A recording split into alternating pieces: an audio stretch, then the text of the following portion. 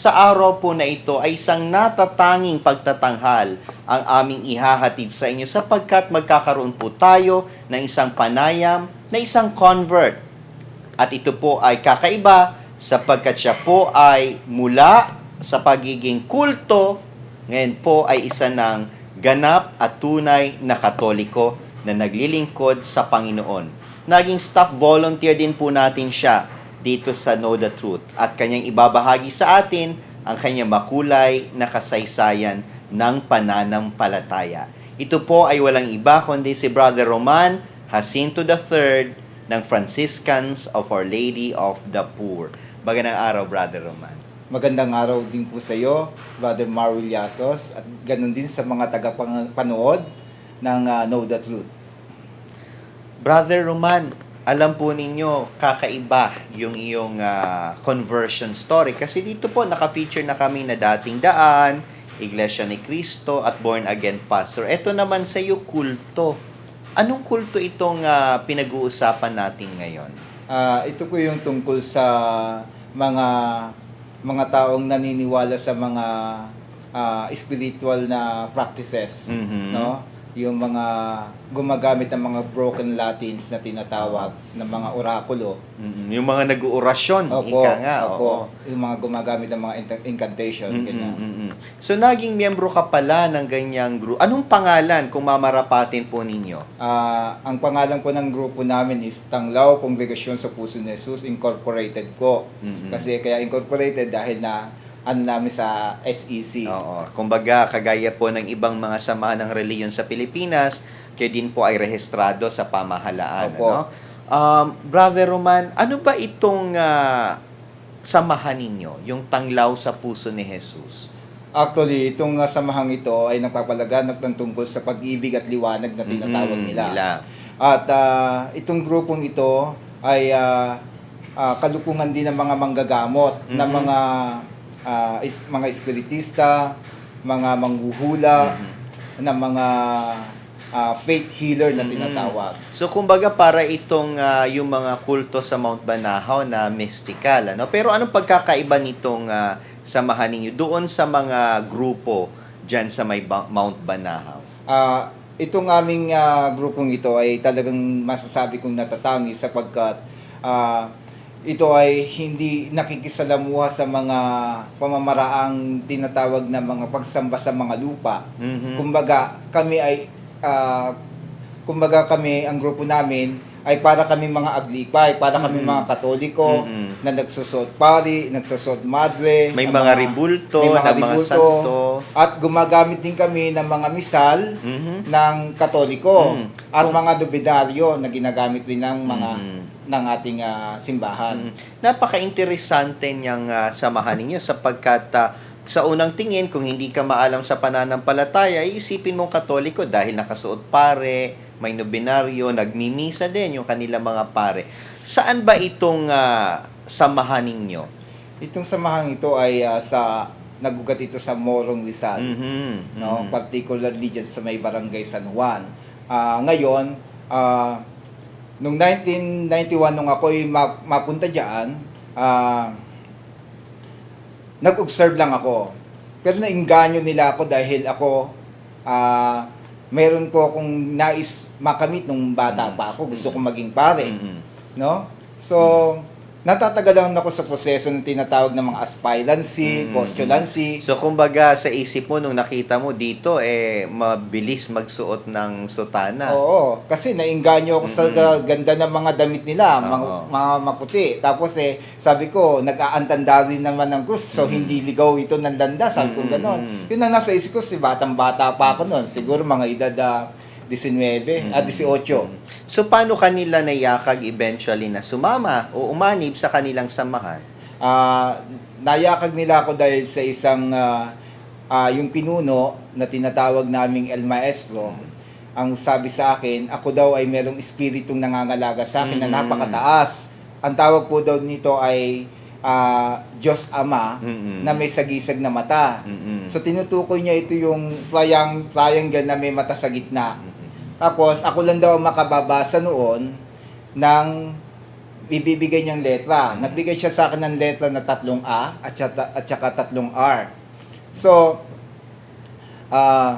yung kaibigan ko na nagdala sa akin doon ay kaharap niya nang masabi ko na kung ano yung letra.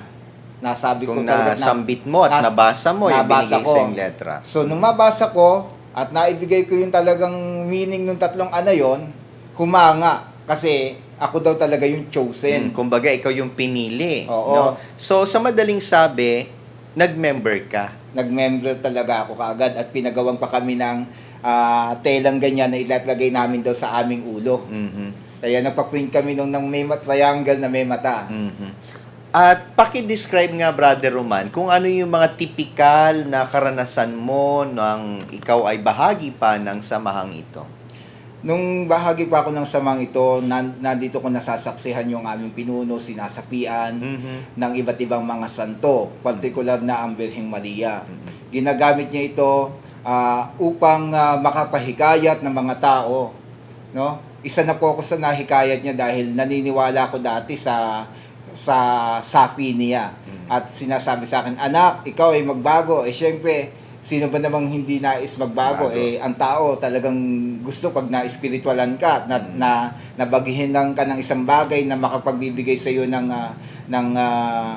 pagbabago, talagang kakagatin mo. So sa madaling sabi, nung panahon na yun, paniwalang-paniwala ka na sumasanib ang mahal na Birheng Maria sa Paniwalang-paniwala ako kahit yung mga santo. Kasi eksakto, pag sinasabi sa akin, alam ko na kailangan mo, ibibigay ko sa bukas, nangyayari. Yung kailangan ko, binibigay ka agad. So ibig sabihin, nasaksihan mo na meron talaga silang kapangyarihan. Oo, nasaksihan ko. At hindi lang yon. Nung mag-iisang taon na ako sa kanila, sinubok kami, dinala kami sa isang bundok, mahal na araw yon. Yun ay Miyerkules Santo. Naghukay kami ng isang 6 na pulgadang lalim na lupa. Kinuha namin pinakailalim ng lupa at naglagay kami ng nyog. So gagawin daw namin langis yun. Sabi ko, paano kaya magiging langis Na yun? hindi gagamitan ng apoy, no? Oo, na hindi gagamitan ng apoy. Nagtataka ako kasi baguhan lang ako, tsaka batang-bata pa ako noon. So, ang ginawa, kusutin lang namin ng kusutin. Ang sino daw makapagpalabas ng langis, ay siya daw tatanghaling merong isang posisyon na mangyayari na maganda. So sa madaling sabi, nung ginawa nyo yung ganong gawain, nakapaglabas nga kayo ng langis. Oo, nakapaglabas ako ng langis. Talagang puro langis, virgin coconut oil. Nung hinalo ko yon at yung mga kasamahan ko, hirap ng pagpipiga. Wala. No? May mga putik ang lumalabas sa kanila. Yung iba ko, konti lang. Ako po yung pinakamarami sa lahat. Kasi meron ding gawain dyan, mga minamahal, na aking natunghayan sa Bicol. Kapag magpapanahon na talaga ng Holy Week, yung mga kumukuha sila ng mga anting-anting, no? Yung paggawa ng langis sa pamamagitan ng lupa at ng putik na at ng niyog lamang, no? Kung sinong kinakasihan daw ng mga engkanto. Ganon din ba yung pananampalataya ninyo? Oo, kami ay kumukuha, umaakit kami sa mga banal na lugar, gaya ng mga dyan sa Binangonan, na may tinatawag yan ng bundok ni Nana Ursula. So, inaakit namin yan. Tapos, pag pumupunta naman kami sa mga ibang probinsya, gaya ng sa Bulinaw, pumunta kami doon sa isang lugar na yun na malapit sa Surik Beach na tinatawag, meron kami nakita doon na isang palanas, yung adobe na nasa gitna ng dagat, maalat yun. Tapos meron doon tumutubong puno. Kinuha namin yun kasi inutusan kami ng espiritu sumalig doon sa aking pinuno na kunin daw namin at gawing baston. Kaya nga, nagkaroon ako ng tinatawag na ipapakita ko yung sector. Ipakita mo yung sa ating mga tagapanood. Ano yung gamit ng ganyan, kapatid? Ito, bawat pinuno, bawat may katungkulan at bawat mga membro ay merong ganitong klase ng mga baston, no? Merong mahaba, may maikli. So ito, ang tawag sa punong ito ay Santa Tecla na kinuha pa namin sa bundok ng Tanay. No? Na nilagyan na inanyuan at nilagyan po ng iba't ibang mga bato na mineral stone. At nilagyan ng mga medal na nabibili po sa Quiapo. Sa unang tingin, mga minamahal, dahil ako'y tinitingnan ko, parang may mukha ng God the Father, may Holy Spirit, at may ng Panginoong Heso Kristo. Yan din ho ba ang inyong paniniwala? Oo, kasi itong tinuturo sa amin na merong Ama, may Anak, at may Espiritu Santo. Ang kaso nga lang, dumating sa punto na nagtataka ko na ang Espiritu Santo daw ay mahal na birhen. Mm-mm. Kaya doon ako nag-unti-unting nagdududa. Mm-mm. Doon ako unti-unti nag-aral at nagdidetach na ako sa kanila. Although, na ako ay pinuno na, nung ako'y maging patriarka na nila, actually, yun ang isa sa pinakamataas na posisyon na tatanggapin mo doon sa pinuno mo. Babalikan natin yung pagbabalik loob mo sa simbahang Katoliko dahil nga doon sa natuklasan mong mga maling aral. Nabanggit mo na naging pinuno ka rin. Sa aking pagkakalam, naging pari ka at naging patriarka ng kultong ito. Kailan ka naging pari sa samahang yan at paano ka rin naging patriarka na isa sa pinakamataas na katungkulan dyan sa inyong samahan? 1991 ako yung maparoon sa kanila. 1992, after 1 year, naging pari ako. Napakabilis naman. Nakagustuhan ko kasi natuwa ako eh. Kasi na-investan ako, may ordination nangyari at binigyan pa ako ng celebrate. No? May kasulatan na ikaw pare. At makapag-mission ka sa buong Pilipinas. At makapagkakasal ka. Oo, makakapagkasal pa. Ngayon, nung mamatay na yung presidente namin na tinuturing namin pinuno ng patriarka ng mga panahon na yon, na nasirang si Paul, ay napalitan pa siya ng isa na si Ruben.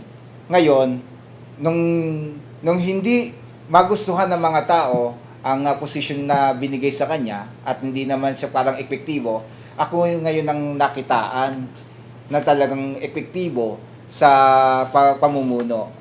Although ang presidente namin ay isa kong kaibigan, pero ako yung patriarkang tinatawag talaga, na pinuno ng mga pare. Punong saserdote ko ang tawag sa akin. Ano yung mga ginagawa ng mga patriarka? Kami po yung nangunguna sa mga activities ng mga pagmimisa, healing, at deliverance. Nakaranas ka ba ng mga experiences na medyo kakaiba sa ating mga ordinaryong mamamayan? Oo, nakaranas ako ng mga experiences na ganyan na masasabi ko yung bang pag ang isang tao, pag kailangan ka, alam mo na kagad eh. Parang may kapangyarihang nag-aano sa'yo, nag-uudyok sa'yo na alam mo na kung anong kailangan ng tao at kilala mo siya. Panggagamot, meron din bang ganon? May panggagamot din ko. Kaya nga po, isa po ko sa pinakamabisang manggagamot nila. At saka kapatid, paano naman doon sa mga pinapakitang kababalaghan? Ano naman itong mga ganito? Nakakaranas ka din ba ng mga ganon? Oo. Actually, iilan lang sa amin yung mayroong kakayahang makakita talaga ng mga nilalang na hindi nakikita. Gaya ko, ako'y nagkaroon ng isang ganyang klase ng biyaya na matatawag ko sa sarili ko kasi hindi ko naman alam talaga kung anong katotohanan. Pero nung mga panahon na yon, nakakakita ako ng mga bagay na hindi nakikita. Gaya ng isang mga tinatawag na engkanto. No? Sa madaling sabi, kung gagamitin po natin yung mga makabagong terminolohiya, bukas na bukas ang yung third eye. Opo. At ngayon naman kapatid, balikan natin yung binabanggit mo nga nung ikaw ay nagsimula ng magduda, nung ikaw ay nagsimulang lumayo sa samahan. Ano ito yung nakita mo sa loob ng samahan o isang pananampalataya na talagang sa puso mo ay question mo? Ang question ko dito yung katuruan nila tungkol kay Mama Mary. Na si Mama Mary daw ay Espiritu Santo, no? Kumbaga, meron daw itong 7 mata na tinatawag. Saka nakikitang birhen na may mata sa noo, may mata sa kamay, at may mga mata sa paa. At hindi lang 'yon. Ang grupong ito ay na-involved din sa sa pagmimina na kung saan ginagamit ang mahal na birhen. Sasapi daw sa kanya na may ginto daw sa lugar na 'yon.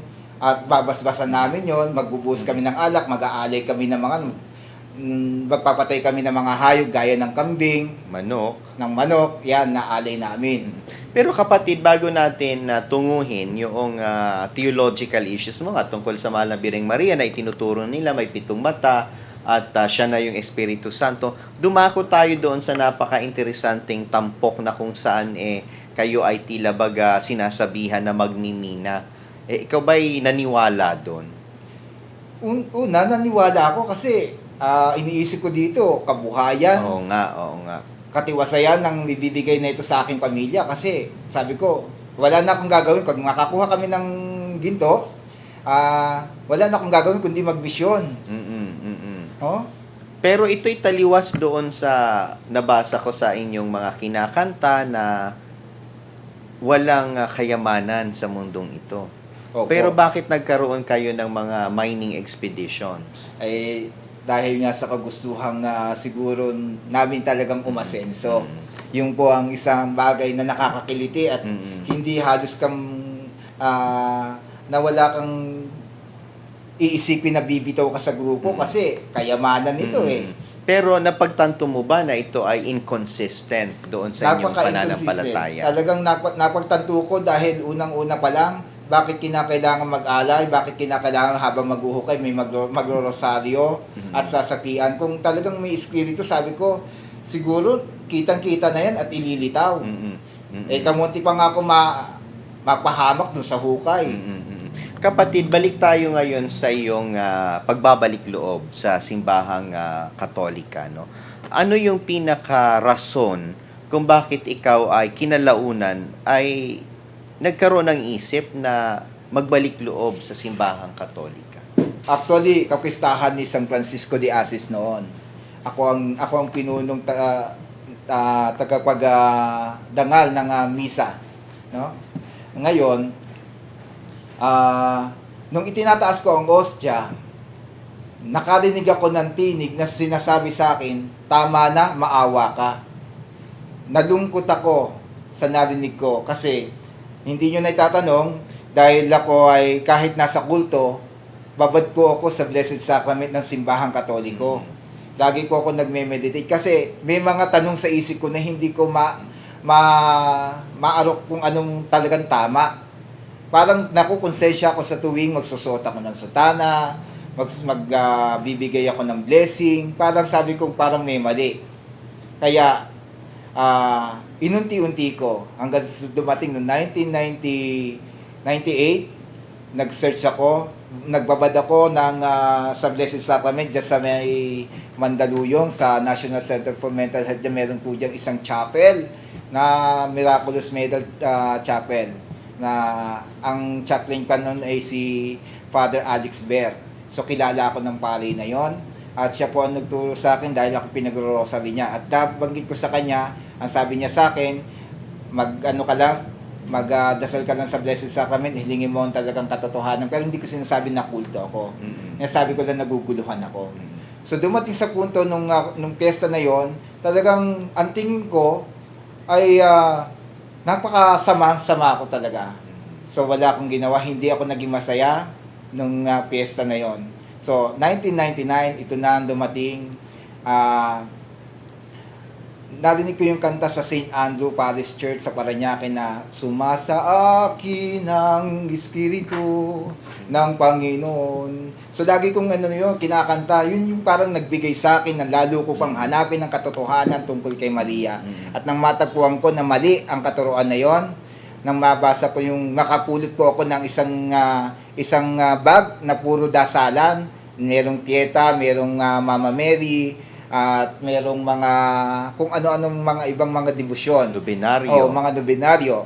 At yung buhay ng mga santo, binabasa ko. At ni Pope John Paul II. At saka, nandun yung kay Pope John Paul na nag-trigger sa akin, no? Na sabi ko, naalala ko na elementary pa lang ako, talagang naniniwala ako sa Santo Papa. At one thing, nung 1999 na yan, to 2000, dumating sa punto na inilalabas pa lang yung Mystery of Light.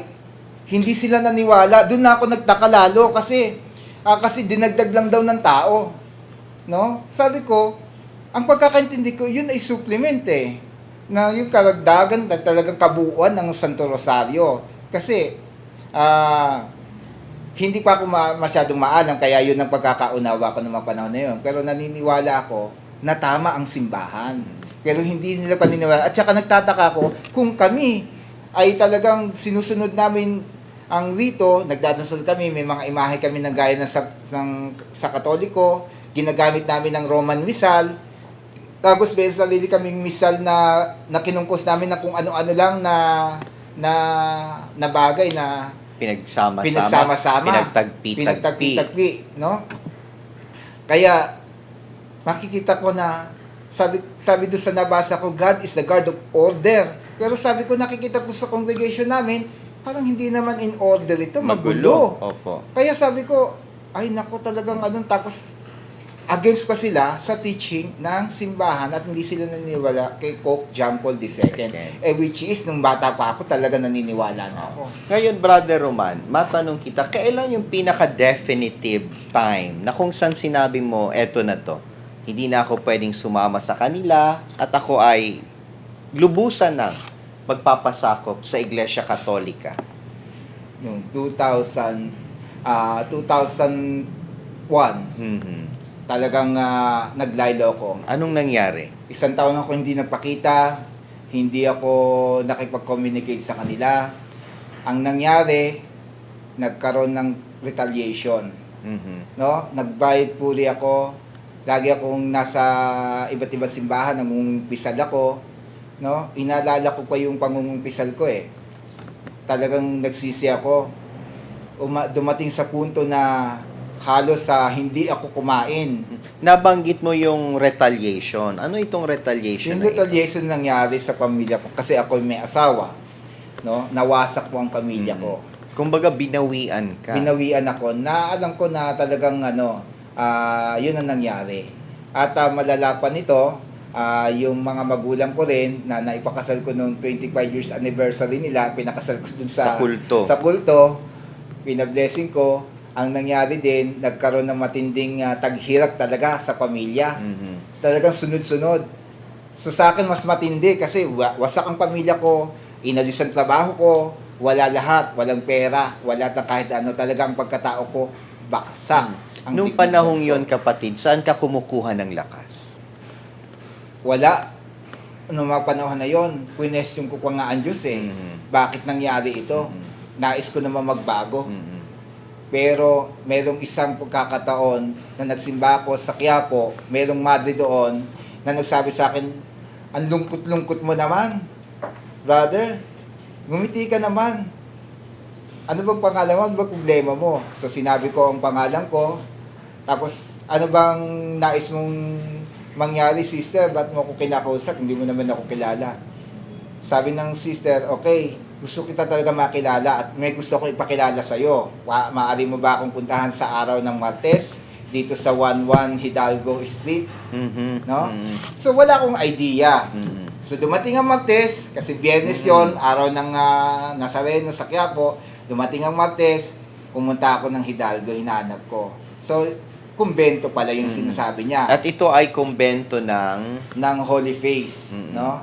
Ng Holy Face of Jesus. Mm-mm. Ngayon, nung nandun na ako, nakita ko yung madre, mabuti pumunta ka. Sabi ko sa sister, sino ipapakilala mo? Tinuro niya yung Jesucristo, yung banal na mukha ni Jesus, na naka-expose ka yung Blessed Sacrament eh. Bigla ko naluha, humagulgul talaga ako dahil naramdaman ko yung real presence na tinatawag ng simbahan. Yung real presence ng Panginoong Jesucristo sa ostia. At ikaw ay naging miyembro ng samahan ng Crusaders of the Opo. Holy Face. Nabago ako sa pag-attend ko, sa pakikinig sa kanila. Nabago ako sa payo ng isang madre at nakumbinsi nila akong sumali sa kanila na maging isang Holy Face Crusader. At mula doon, Brother Roman, nagpatuloy ka na sa iyong pag-aaral. Opo, nagpatuloy ako hanggang sa maging lector commentator nila ako. Mm-mm. At napatunayan ko na mali talaga yung aking pinanggalingan at nagpapasalamat ako sa madring ito na humugot sa akin mula doon sa pagkakalubog ko. Ngayon, marami ka na ring mga experiences sa simbahang Katolika at to fast forward sa buhay mo ngayon, ikaw ay membro ng isang grupo. Si Brother Roman po ay matagal ko ng kaibigan dahil naging formator niya rin ako nung siya ay pumasok sa Company of St. Dominic bilang isang lay associate. Pero ngayon siya po ay natawag sa isang samahan na ang pangalan ay Franciscans of Our Lady of the Poor. Opo, ngayon, dati nga akong, dati akong kasama ng Company of St. Dominic. Dito po na-poster yung aking knowledge about Catholic, no? Talagang na-form ako dito. Nasabi sa akin lahat, lalo-lalo na si Brother Atty. Na walang sawang pagtuturo sa akin ng lahat ng bagay about the church, about God, Jesus Christ, Mama Mary. and Mama Mary especially. Yon. At nung mapunta nga ako dito sa Franciscan of Our Lady of the Poor, masasabi ko na ako ay totally equipped at talagang ngayon ay nakapagbahagi na po ako sa mga kapwa ko ng aking mga natutunan sa buhay. Napakaganda at napaka-inspiring po ng buhay ng pananampalataya ni Brother Roman, mula sa pagiging kulto at hanggang ngayon ay isang lingkod ng simbahang Katoliko. Brother Roman, do you have any regret? Wala. Kahit nawasak ang pamilya ko, hindi naging hadlang ang pagbitiw ko at paghanap ng katotohanan sa Panginoon. At para sa iyong panghuling mensahe sa ating mga tagapanood dito sa Know the Truth.